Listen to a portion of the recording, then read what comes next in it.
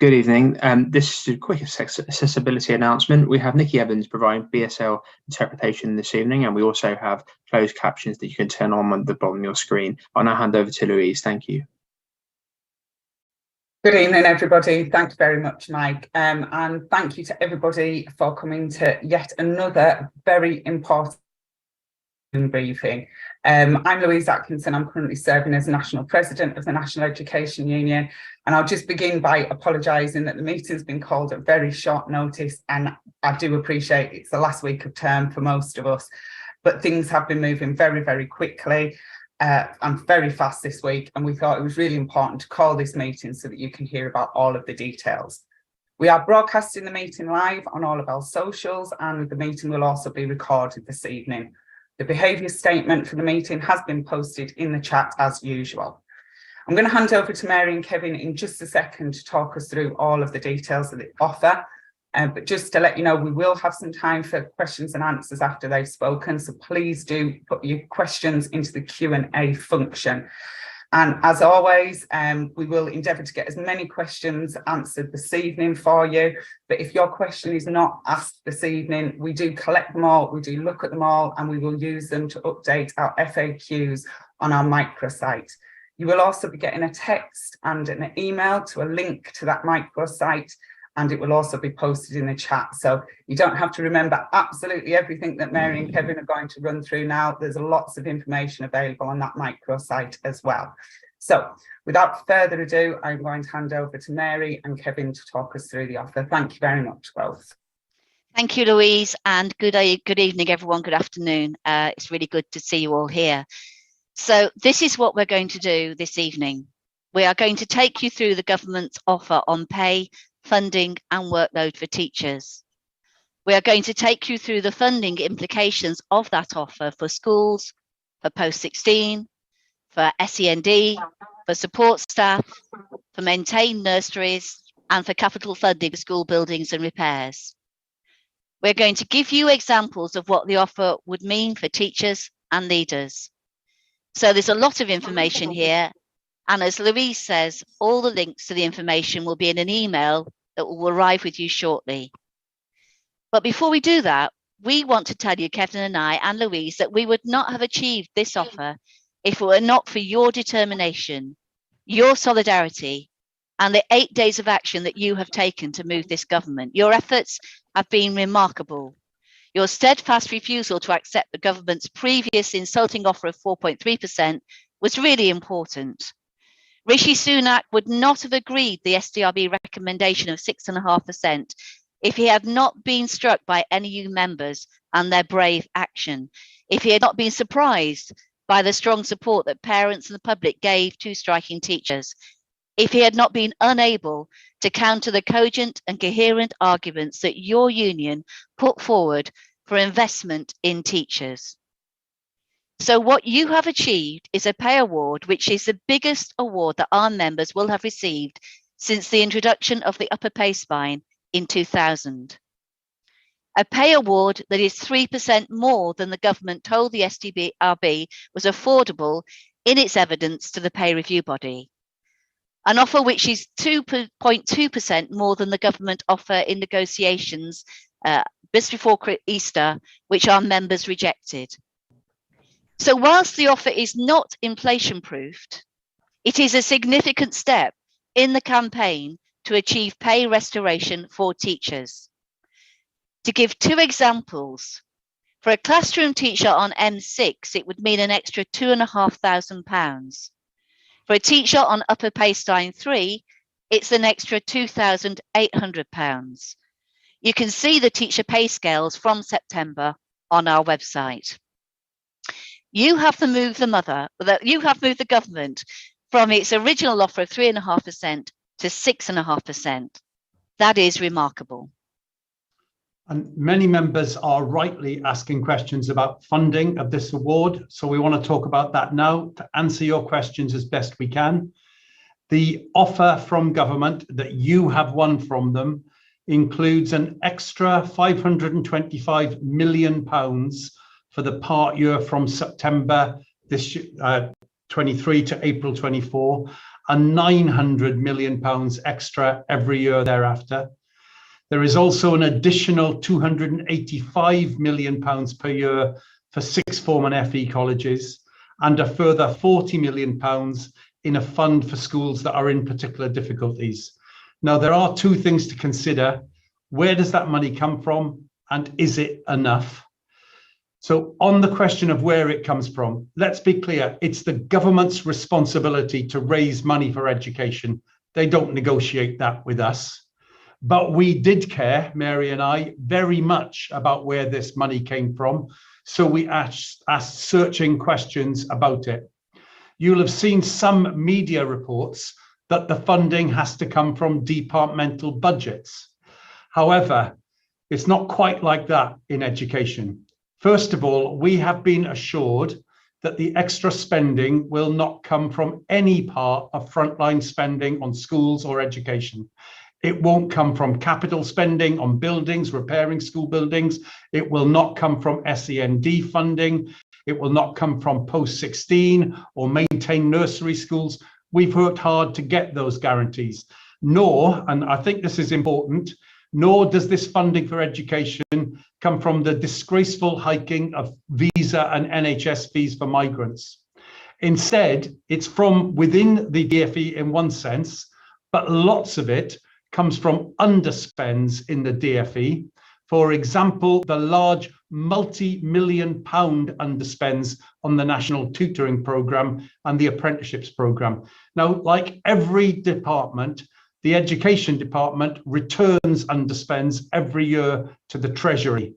But because of your action, the Treasury has given the DfE to keep them. Now, in practice, that is new Treasury funding for education, won by the actions of NEU members. It's extra funding that will carry the department through the period to the next comprehensive spending review, and then this money will be built into the base budget for the DfE. So this is money won forever by NEU members. In April, with the offer that we rejected, they were offering then to put in an extra £150 million per year into schools. Your action has turned that into 900 million. And when you add the extra money for FE and sixth form colleges, it's well over £1 billion. And that does come on top of the £2 billion a year that the NEU, and along with the other education unions, that we won for schools last October by the threat of restarting the school funding campaign and the NEU relaunching the School Cuts website, making over £3 billion actually improvement in the position since last September. So on the second question, is it enough to make the pay rise affordable? So Jeff Barton, the General Secretary of ASCL, and Paul Whiteman, the General Secretary of the NEHT, tell us that the vast majority of heads have been budgeting for a 3.5% pay rise this year, or even budgeting for 4 or 5%. The £2 billion that we won last October has been helping them to fund that.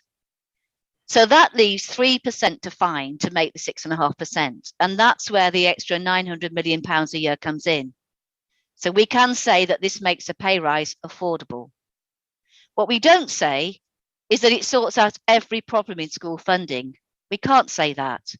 And we are preparing to relaunch a school funding campaign in the autumn. But this extra 6.5 for our members' pay is affordable. And when we say that this pay rise is affordable, does that mean that no school in England will make cuts next year? No, it doesn't, because it can't. Because in a system that we have in England of local management of schools, where schools run their own budgets, you cannot cover every eventuality. And that's why we will relaunch a school cuts campaign in the run-up to the election.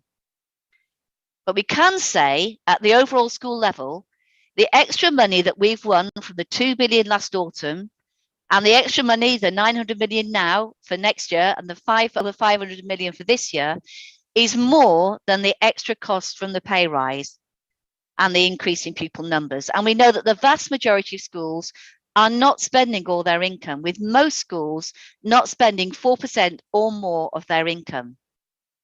That's in reserves. Now, schools should be doing some saving, but generally they should be saving 1 or 2%. This money should be being spent and there is no better place to spend it than on school staff. Now, it's really important to note that ASCL and the NHT, the head teacher unions, have recommended this offer to their members. They agree that the offer is affordable in the round. Jeff Barton, the General Secretary of ASCL, has confirmed this. He said to us, well, he wrote to us, ASCL executive met last Friday afternoon to consider the likely offer from government. After a full debate, the committee unanimously agreed that this deal was one that we should accept. Now, the offer, as well as being about pay and funding, also has some movement on workload and inspection. And as a result of your actions, the Prime Minister has now signed off on a target to reduce workload for teachers and leaders, and adopting a target of reducing it by 5 hours per week. Not enough, but we want to hold the Prime Minister to that. Accepting the deal gets us in the door talking about that. The government's going to establish a new workload reduction task force with strong union involvement. That union task force will focus on securing workload reductions for teachers and leaders from unnecessary work that should never be being done. It will include reviewing the effectiveness of current measures and recommend further actions to reduce workload and working hours. Some of that will take some time. Some of it is going to be fairly immediate. For example, the government and the unions will work on an updated list of 21 administrative tasks that teachers don't have to do. That used to be in the School Teachers Pay and Conditions document, was taken away. It's going to go back. There's going to be a similar list for teachers, but it will be renewed, this list of things. For example, it will have an explicit statement of one of the things that really irritates me: primary teachers being told by their head that they have to take, if they're doing practical maths, that they have to take photographs of the practical maths, they have to print out the photographs, they have to stick them in the child's book at the end of the day. And why are they doing this? Just to provide evidence that they've done it to Ofsted or something. That's going to be on the list of 21 tasks that teachers are not required to do, along with other similar things. This is useless, time-consuming work. Teachers need less of it. Children don't need it at all. We're going to hold the government to that. And the government has committed to engaging with us on Ofsted, on inspection, on making changes to address the adverse impacts on workload and well-being of the way they run the Ofsted system. We want to see changes on that, and we want to make the most we can of that opportunity. So now I want to talk about support staff. We're holding a special Zoom for our support staff members on Wednesday at 5 o'clock. Do encourage them to sign up for that Zoom call. We will go through the pay offer they have received from their employers, which has not gone into their pay packets yet, so they may not know that it's actually been received, and will be backdated to April. We will talk about the ballot of support staff and the outcomes of the unison ballot of their support staff members. On this Zoom call, you and support staff members need to know that the offer to teachers is properly funded. Of course, this award cannot guard against falling school roles. It can't guard against poor leadership and management of a school's budget. No national action can do that. But if there is a case in a school where their budget has been badly spent, we will support local action if the members want to take it, and we would give full strike pay if necessary to support those local actions. I also want to say about sixth form colleges, we're having a Zoom call with members in sixth form colleges on Thursday. Pay determination is different in those colleges, and we will negotiate with the Sixth Form College Association. But the extra funding for post-16 provision will really support those negotiations. We want to turn to the choice that you've got in this ballot of accept or reject. And Mary and I both want to urge you that accept is the right option. The National Executive of your union voted by a large majority to recommend the government offer for acceptance because they believe it's a significant offer, one that should be banked by members, whilst the union then continues to campaign for better pay for all its members, better funding for schools and colleges. We think it's important that you recognise, that members recognise that their efforts have made movement, that our action, that your action has moved the government from its original offer of 3.5 to the SDRB, to 4.3 for experienced teachers, to 6.5. That was your action that moved it. That your action has made the government commit an extra £900 million per annum to increase school funding and to fund that increase in your salary, and that your action has forced the Prime Minister to sign up to commitments that we're going to try and hold them to reduce workload. Mary and I both think that we should bank this movement, end the strikes for now, continue to campaign for increases in pay and school funding, and look forward to another campaign in the future. There is the alternative of rejecting the offer, but if you do this, we think it's really important that you understand that would be committing yourself and your colleagues to a radical intensification of industrial action in the autumn term. We think that nothing less would shift the government, and even that radical intensification might not shift the government. We think that is a very risky course of action. We think many members we believe would not take strike action having received a 6.5% rise in pay, so that the action could get weaker. And we're worried about parental support. It could drop off if the action intensifies. So when you think about whether rejection is a viable offer, you should also think through how the government is going to react. They have now tied everything to this is the final offer. They're not going to move any further. Rishi Sunak's been very clear. He won't budge further. I want to tell you, he didn't want to go this far. He did not want to honour the review body recommendations. He wanted to pay teachers and other public sector workers less. And it was only the threat of combined action in the autumn that got us to a place where they did. For him to move further now, there would have to be huge amounts of industrial action. I'm not saying that to frighten, but because the minority on the executive who argued for reject, they were saying honestly that is what they thought we needed to do, reject and radical escalation of industrial action. We're very worried about that prospect, and we urge you to accept, bank the deal, move on with the campaigns, and think about action again in the future years. And we also think that you should really know that the NEU would almost certainly be taking any further action on its own.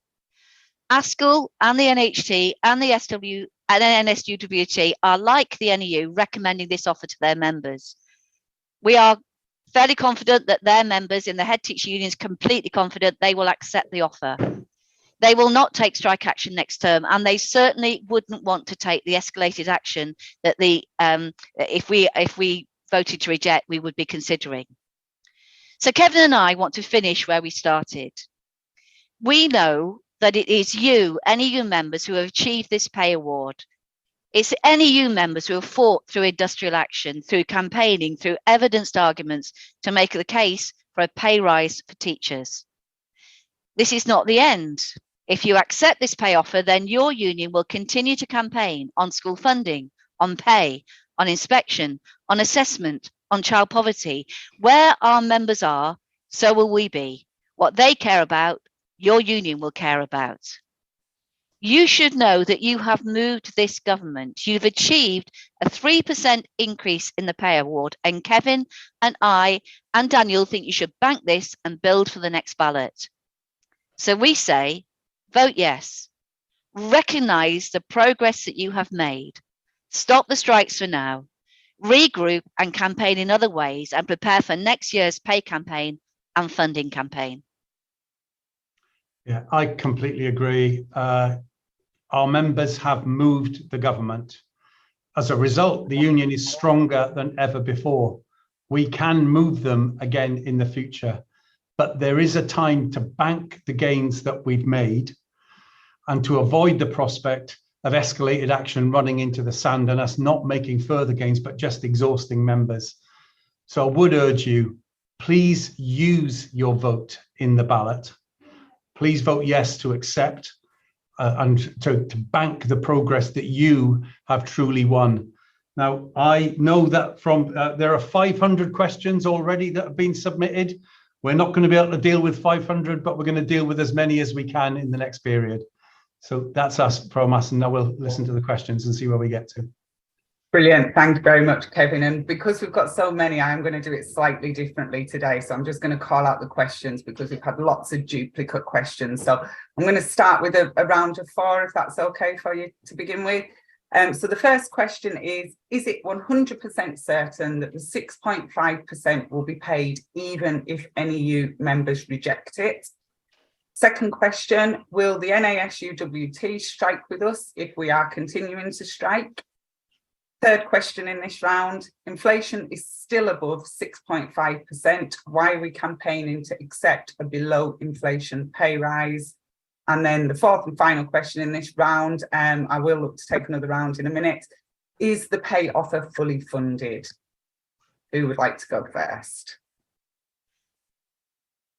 So, shall I do question first, 1? Mary. Yeah, you go Yeah, first. and then question 2. So is it 100% certain that 6.5% will be paid even if members reject it? We think that's very likely. We can't say that we're 100% certain. There is a process of consultation around the STRB recommendations. That consultation will take place until October. Now, the Prime Minister has said in the House of Commons that he accepts the pay review body recommendations, but we can't be 100% until the consultation period is over, that if we took further strike action, it would be paid. So we think it's highly likely, but we can't say that we are certain. I'll answer the question. The second question on the NASUWT, would they strike with us if we continued to strike? Well, we don't know the answer to that in several ways. The NASUWT is also consulting its members and is recommending acceptance of the deal to them. So we don't know how that will turn out with their members, but they might well accept. They do, well, let's wait and see. They do now have a ballot for industrial action, and you might have seen that they announced that last week. They'd got a 52% average turnout, but they did ballot school by school. And they can't change from that after you've started on a ballot. And by our calculations, they passed the threshold in about 1/3 of schools. So in 2/3 of schools, they won't be able to take any industrial action. In 1/3 of schools, they might be able to. But in every conversation we've had with Patrick Roach, the General Secretary of the NASUWT, he's been very clear that they wouldn't be thinking about that sort of escalated pattern of action that we were talking about. So I think in truth, very likely that they wouldn't be taking that escalated pattern of action if that's what we were doing. And so shall I take the next question then, Mary, do the last one? Inflation is still above 6.5%. Why are we campaigning to accept a below inflation pay rise? It's a good question. And I know people on this call have been going with the union and we've been trying to get them to put in more money and a better pay rise. But I don't see it as campaigning for a below inflation pay rise. I see it as campaigning to bank the progress that you've made, the progress that you've forced on government. I truly believe you've forced this progress on government. And also the question of how much more action would it take to get them to go further at this point, I think is a great worry. So I'm not campaigning for a below inflation pay rise. I'm campaigning for members to accept the progress that they've made, to take some confidence from it, and then to go on and try and do it again next year and get more progress next year. And so the final one, is the pay offer funded? Well, we've dealt with that very extensively in this talk, but let me just go through that again. At the beginning of this year, in October, we threatened to relaunch our school cuts campaign. We wrote to every Tory MP and said, we're going to relaunch the school cuts campaign. It's going to show what the gap between 2010 and the present day is, and what your schools are losing in real terms funding. As a result of that in statement of intent, the government put in extra funding into schools to pay for to stop that being stop us starting the funding campaign. Again, the school cuts campaign campaign again. And both ASCL and the NAHT are clear that the extra funding put into schools then was enough to pay, that was an extra 2 billion that we won last October, was enough for the 3.5% that the government had recommended to the SDRB. We've now won an extra £900 million a year, which they are also clear, ASCL and the NHT, will fund the extra 3%, both for this year, because we get over £500,000 extra for this year, and then to the tune of 900 million every year thereafter. So if the question is the 6.5% funded? Yes, it is funded. It is funded, and it should not, paying teachers this award should not affect the terms and conditions or the jobs of support staff. And it should not, and it will not be taken from other frontline services in schools. It will not be taken, we have assurances from SEND, from school building, from post-16, but from early years. We are clear that it will be funded through underspends in the Department for Education. Can I say something on funding as well, please, Louise? I have seen on social media people saying, oh, it's only funded for 3% and schools have to find 3.5% from their own resources. And that isn't an accurate way of portraying it or thinking about it. The school financial year runs from April to April, but the pay year runs from September to September. So when the government gave money to schools for 2023, for April 2023, they had to put in an allowance for pay from September 2023. They have to do that at the beginning of the school year. So there's always money put in for the projected pay rise from April. And so the money the government put in for the projected pay rise was to cover a 3.5% pay rise, because that's the evidence they gave to the SDRB. They said to the SDRB, 3.5%, we put the money in for that, that's affordable. That happens every year. So it's not like every year the SDRB says 2%, then the government puts in 2%. That's not the way it works. The government will have already put some money in. But we were in this sort of situation in 2018. In 2018, the SDRB went further than the government's evidence. Actually, if you remember, the government turned down some of the evidence.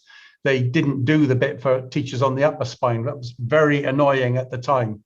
But they did put some extra pay in for teachers on the main spine. Now that year, then the government put extra money in for that extra movement from the SDRB. That's the situation we're in now. The government had put in money for 3.5.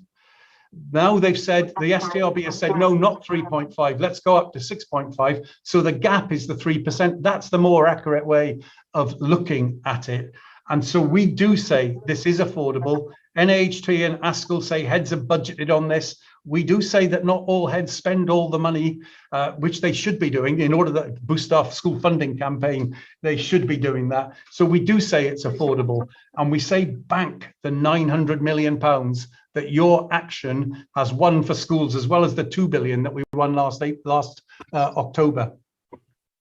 Yeah, thanks very much, Kevin. And I think it's really important that members do recognise that that 2 billion really was, you know, it was down to our campaigning. I mean, Mary mentioned the School Cuts website. I was part of the briefing of MPs there, and, you know, they realised because of what we were advocating, what we were talking to them about there, that they had to put that extra funding in at that point.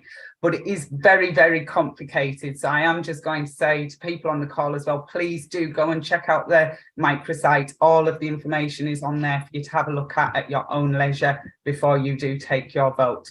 Okay, so I've got another set of 4 questions, if that's okay for both of you. The first question is, the current offer is for next academic year's pay. What happened to the current year's pay award? Have we lost the £1,000 unconsolidated offer from April? Second question in this round, people say we need to escalate action if we reject the award. What does that actually look like? And then the third question, how does this deal compare with Wales and Scotland?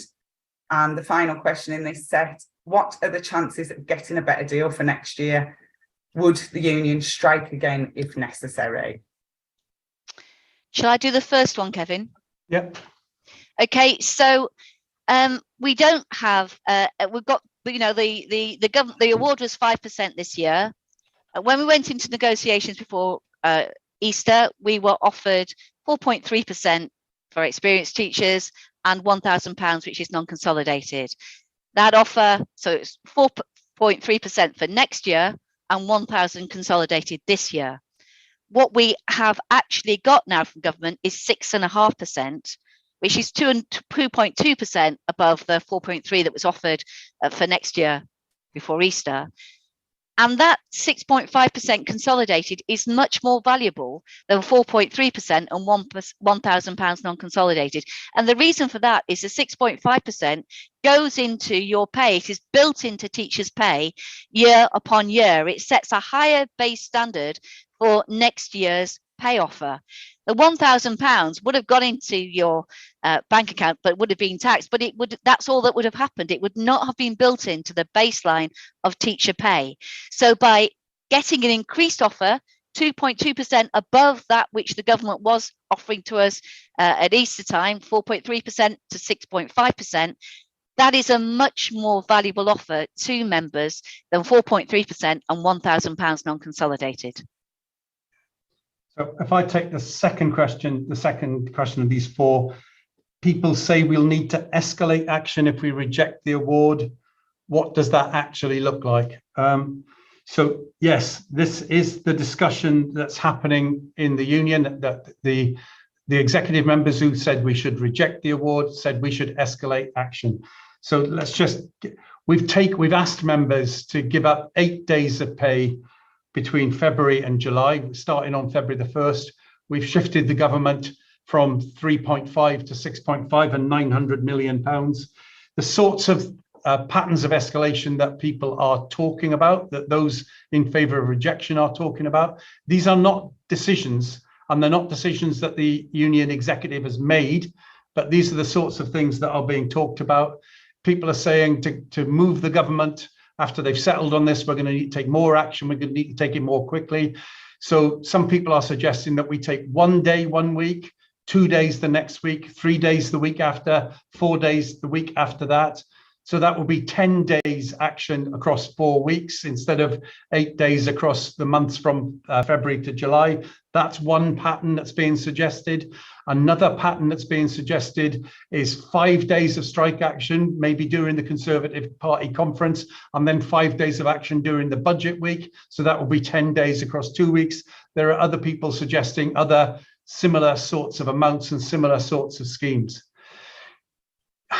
I've got a, in all of these things, there are questions of judgment. If I thought that action would win and get a change from government, I might be in favour of it. I don't think it will. I'd be much more worried that some members would think 6.5 is where we should stop, that they won't take the action. I honestly don't believe the other unions will reject this deal. So I think we'll be doing it on our own. And I think that we'll be taking increasing, a lot of people will give up a lot of days of action, but we won't get a change from government. So those are the patterns of escalation that are being talked about. But I have to say, in my judgment, people have got the right to make other judgments, but I've been doing trades unionism all my adult life. In my judgment, these patterns of escalation won't work. Thanks, That's Kevin. why I say accept the progress we've made. Mary, do you want to cover Wales and Scotland? Then I'll come back to you okay. to talk about next year, if that's okay. That's fine. So the question is, how does the deal compare with Wales and Scotland? With Wales, the deal is largely similar, not exactly similar. Wales got 6.5% last year, and next year from September 2023, they're getting 5%, but 1.5% of that 6.5% was non-consolidated. So, it's broadly similar with Wales. Scotland have got a better pay award.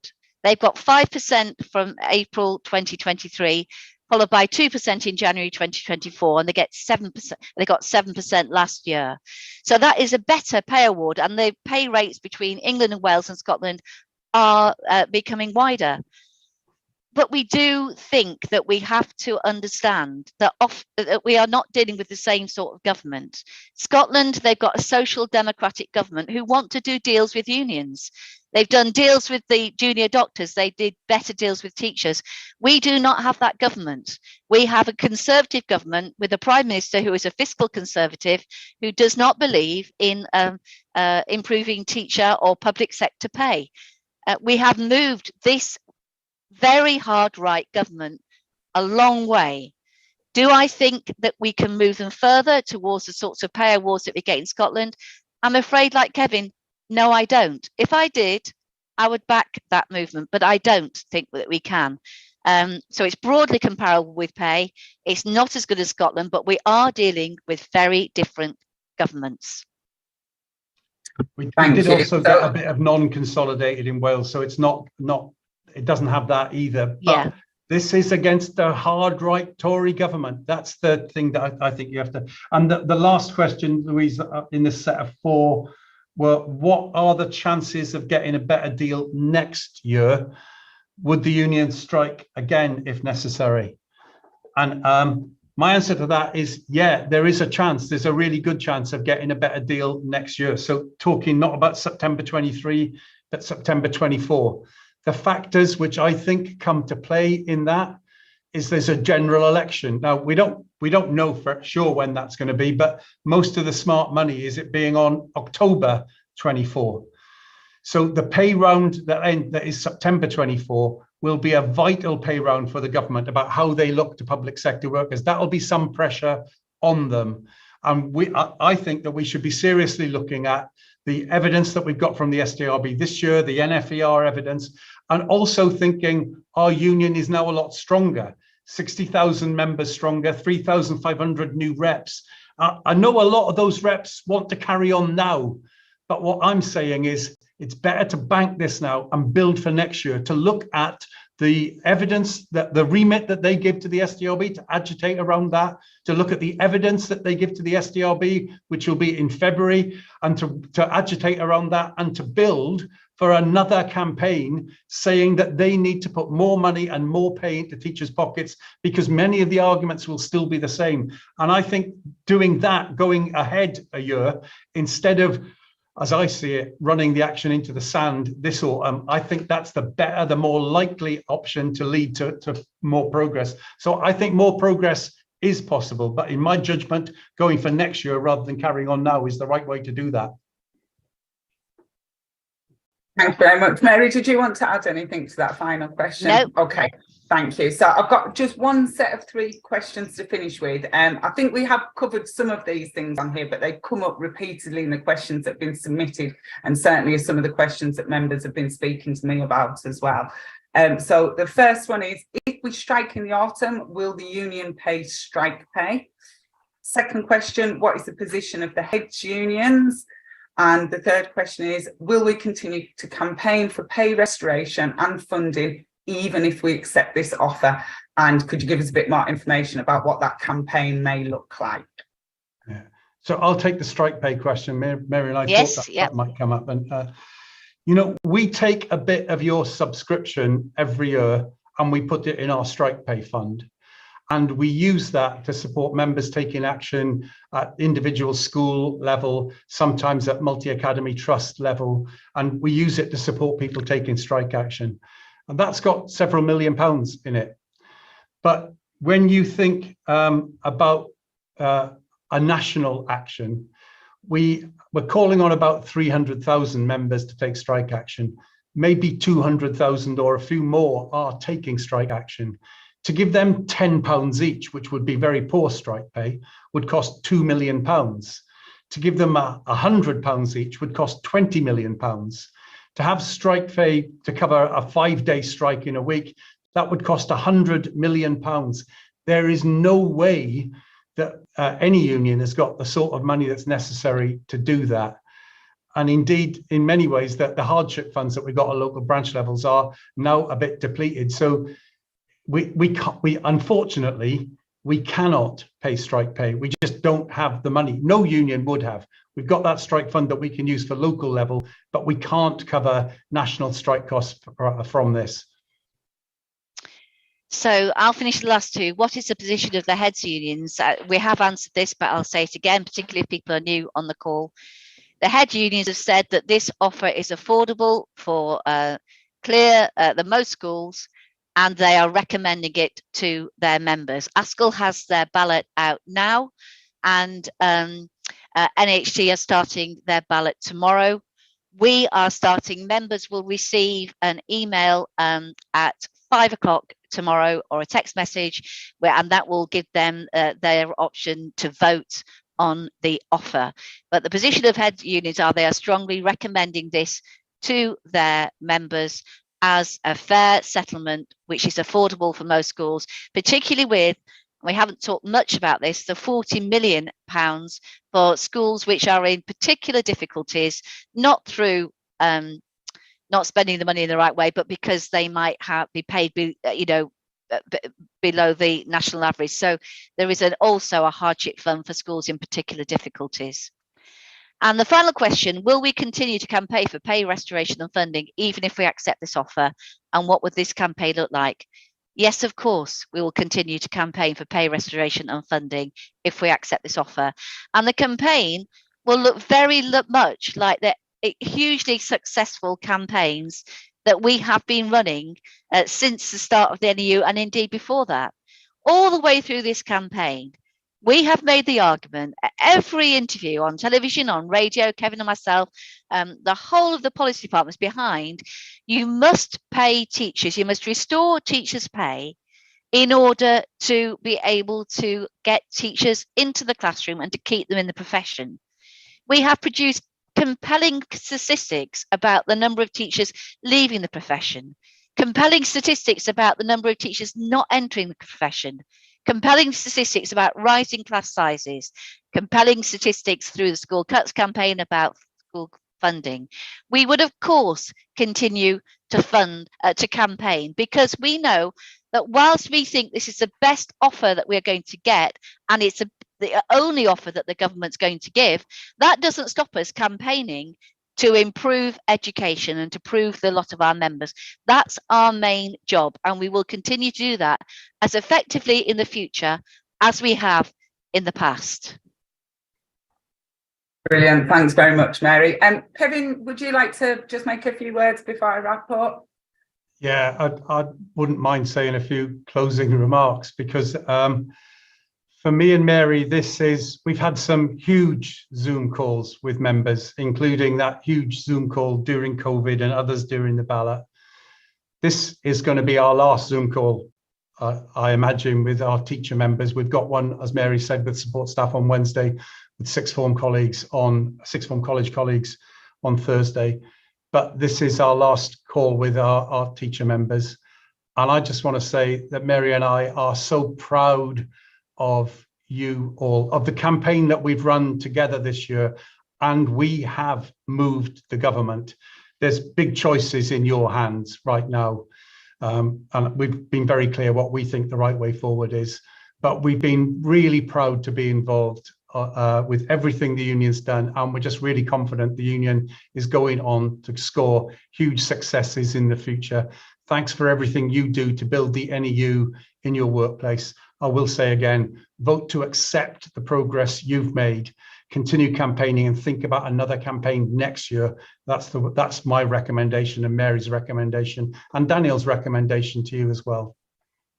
Thanks for being on the call. Just thank you for being on the call.